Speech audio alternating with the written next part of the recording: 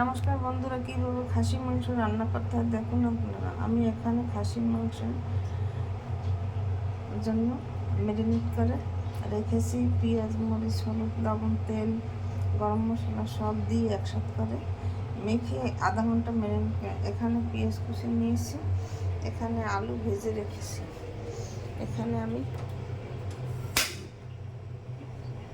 কড়াই দিয়ে দিয়েছি, কড়াইতে পরিমাণ মতো তেল দিয়ে দিছি। তেলের মধ্যে তেজপাতা আর গরম মশলা দিয়ে দিলাম। এখন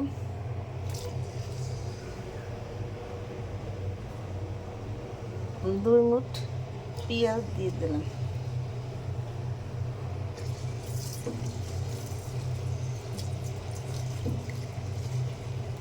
পেঁয়াজটা ভাজা ভাজা করতে হবে। 2 মিনিট পর ফিরে এসে পেঁয়াজ বাদামি কালার হয়ে গেছে।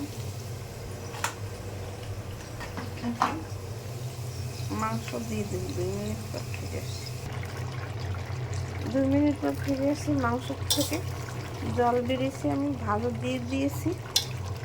এখন ভাজা হয় না, ঢাকনা দিয়ে ঢেকে রাখতে হবে অনেক সময়। 2 মিনিট পর ফিরে এসে মাংস ভাজা প্রায় হয়ে গেছে। এখন এর মধ্যে আলু দিয়ে দেব।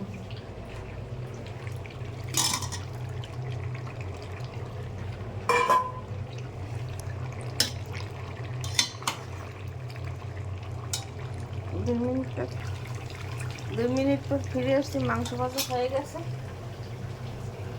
এখানে আমি 1 বাটি গরম জল দিয়ে দিলাম।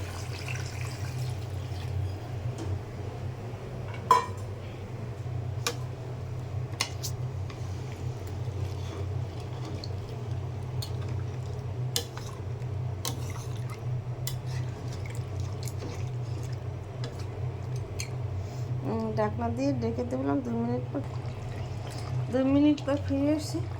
আমার খাসির মাংস রান্না করা হয়ে গেছে। এইভাবে আপনারা ঘরে রান্না করে খেয়ে থাকবেন, খেতে অনেক সুস্বাদু। ইউটিউব এবং ফেসবুক চ্যানেলটা লাইক এবং শেয়ার করে পাশে থাকুন। ধন্যবাদ।